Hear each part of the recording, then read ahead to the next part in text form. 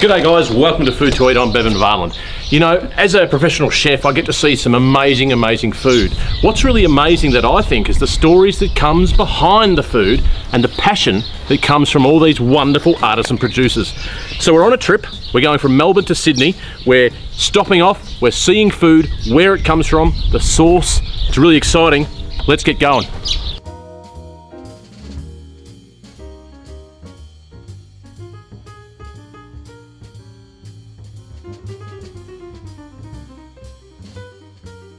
This is basically your traditional wood-fired oven. He can do his pizzas in there, you can do fresh breads, you name it. So that would basically keep all that heat in there through those bricks. And it'd be an absolutely stunning part to anybody's farm, wouldn't it? Shall we go see these pigeons? Let's do it, let's go. That's a prime example why chickens are so damn good. You can see her, she's scratching, she's plucking out all those weeds as she goes, and she's plucking up all those little grubs and things. Pluck that off and smell it. Oh. Smell that? That's the calyx of the actual tomato. Isn't that great? And you can actually, that green section there, that's obviously going to be the green thingy on top of your tomato. Well, it would have been. You know, you can cook with them. Yeah? Yeah. So you can actually rip that whole thing off with your tomatoes on it, throw it in your pot, and the flavour from that calyx and that stem goes into your sauce or your soup or whatever. Oh, that's so you get so much flavour. Yeah.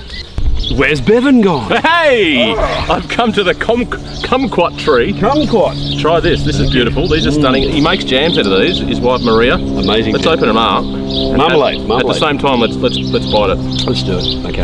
A fresh kumquat from the tree. You ready? Yeah. Let's go. Oh, bloody hell! It's very good. Here we go. Look how juicy that is. Oh, wow. And look in there. The little seed pods. I literally want to tap it, and you'll see those little pods are going to pop out. Oh, wow. A stunning chicken casserole with all the fragrance, fresh herbs, all from Charlie's garden. Stunning, isn't it?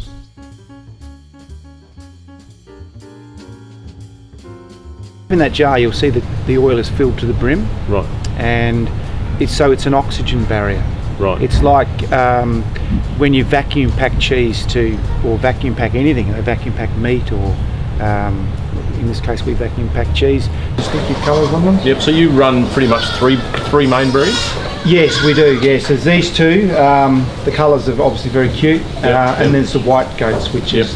Flip him around there, we've got a nice rosette sticking in there. It's kind of like a garden, isn't it? A garden on a plate full of salmon and goat's cheese. Beautiful. Salmon. So these basic items here, they're classic flavours that go really well together. A little bit more tarragon.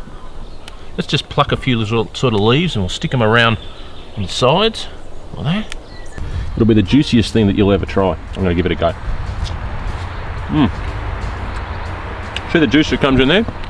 Once that goes in the fridge, that's going to lose so much of that. So when you buy them at the supermarket, you're never going to get the freshness. That's why these sort of places, where it's pick your own, is so much more beneficial. Beneficial to the farmer, beneficial to the local economy, but also beneficial to the fruit and what you're eating. 3 beautiful strawberry flowers, straight from our Bacchus Marsh strawberry farm. There we go. Beautiful pancakes, strawberries, cinnamon, rose water, strawberry flowers. I'm sure Damien's going to love this, aren't you, mate? So it brings us on to lavender. It's truly a beautiful bush that is famed worldwide for its strong perfume. There are so many varieties, each slightly different to the next, from Spanish to English to French. They're all distinct differences that include the colour of the bush, the flower, and the leaves of the flower themselves. You can see here, buddy, look at all the little bees. What are the bees doing? Getting honey. Yeah, they're getting the honey. That'll be nice, won't it? Now, these are really specific because, you have a smell of that, man. Have a smell. Isn't that sweet? And it doesn't have a camphor smell, which is really different to what the crafting lavenders are. So this is Edgerton Blue. So if you're looking for lavender you can actually eat in your food, you want to get a summer lavender and you want to get a blue lavender. And I suppose you can see your beautiful environment which your cows are coming from. They're out in the back paddock here, just chilling out eating grass. Yeah, 50 metres away from the factory. So yeah, that's amazing, isn't it? There's also this amazing sense of homegrown food here, and that's what's really important. A lot of the local restaurants around these areas, the gold mining towns, they're actually very self-sufficient on their farmers that are in the local areas. Made there, you can see all that beautiful sugared fennel. It's got all these beautiful seeds in it, so let's just throw it over the top. It's got a really aromatic flavour, and it really sets a meal off really well. Look at this beautiful asparagus. Now it's literally just coming out of the ground. My lord. I'm going back for more. Look at this beautiful garden. This is community at its best. Let's come down here. Now obviously we've just spoken to Una, who's got this beautiful plot here she's had for 6 years. I'm eating her asparagus, I've just eaten her rocket. Just absolutely amazing. She's got raspberries, blueberries all coming out of their chrysanthemums. It's just stunning.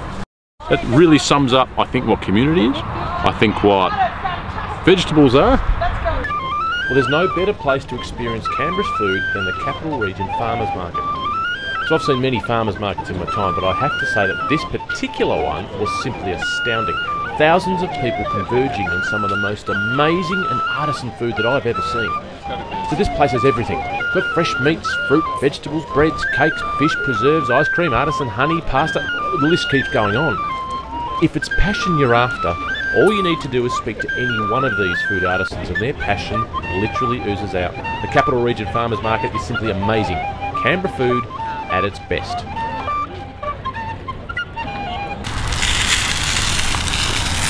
Look at that beautiful colour. Can you see that beautiful colour in there? That's really what you want with this sort of meat. And you press it down a bit. All right. Different trees, stringy bark tree, it's a eucalypt as well. Is that a lot more robust, that tree? A lot more sort of... A little bit. We've got them actually arranged in taste street. Oh, wow. Okay. Yeah, to help people understand and pick the favourite one. We've just got to wait for the pork to cook. Okay. Is it going to take long? I don't know. Do you reckon it's ready? Do you reckon it needs a flip? I think it's probably about right. Okay, you want to check? Ease it into... Squeezing it out, isn't it? That's beautiful. Yeah. Try some. It's fresh from the... Oh! You should be very proud of that product. That is stunning. Basically, it's a symbolisation of what the sheep has done for the Australian culture. It has fed and it's clothed the Aussie population for a good 100 years. You can just imagine when people were coming down from Sydney, how perilous and dangerous this would have been trying to get across these mountains so that they could sow their crops, graze their sheep and start their families on new farms. Tunnel that's pretty familiar around these areas. They used to mine coal down in the gorge down there. They used to bring it up, take it to the iron refineries up in Goulburn area. Tucked away just north of the township of Mittagong is the abandoned Tooth & Co malt works. Built in 1898 to malt barley for beer production in Sydney, it gave life to the area through its food until the 1970s, when it was eventually closed down due to progress.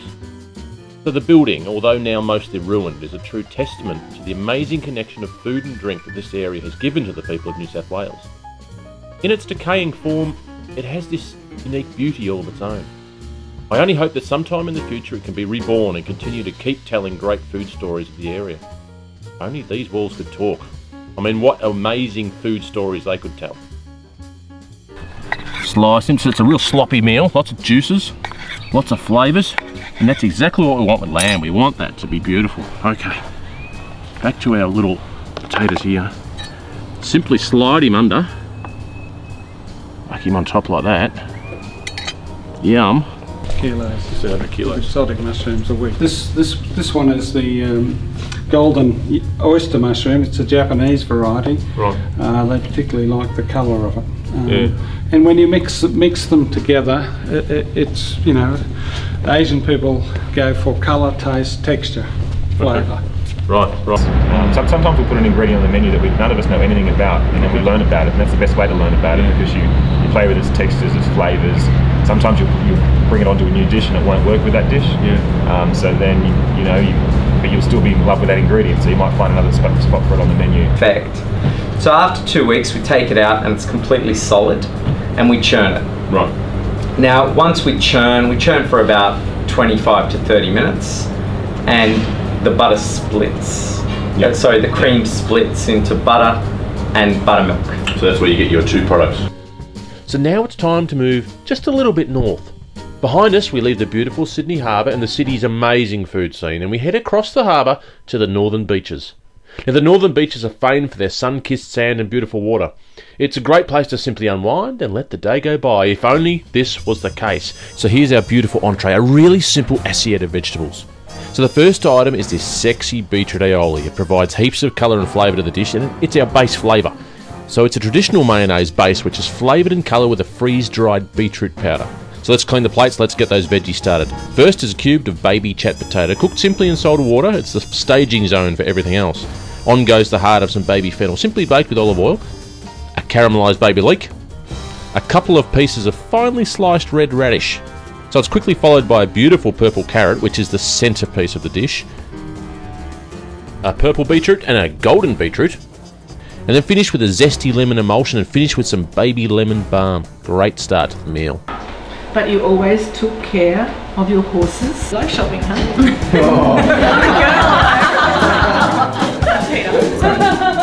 You've actually had a past life with this lady in the teal blue over there. You've known each other before. So here's course number 2, a really simple dish. So first up, some stunning tandoori infused Greek yogurt. Now the tandoori is from my mate Sharan, and it's an old family recipe that he keeps secret.